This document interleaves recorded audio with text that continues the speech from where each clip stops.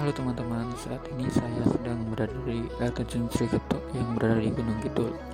Untuk sampai ke air terjunnya, teman-teman bisa memilih menggunakan perahu atau berjalan kaki. Kali ini saya menggunakan jalan kaki. Di sekeliling jalan terdapat beberapa air terjun mini.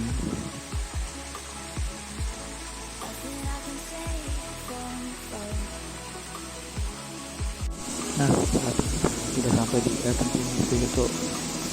Pada saat saya mengambil video ini, musim sedang musim penghujan, jadi sungainya agak berwarna coklat. Untuk air terjun sendiri tidak mengenal musim alias selalu mengalir setiap tahun. Jadi ya tidak ada aliran air yang kecil. Nah, ini video perahu yang bisa teman-teman pakai kalau tidak mau repot-repot berjalan kaki. Saat ini bisa dilihat kan sungai tersebut yang banjir. Nah, untuk teman-teman yang suka memacu adrenalin, di sini terdapat arena untuk bermain flying fox.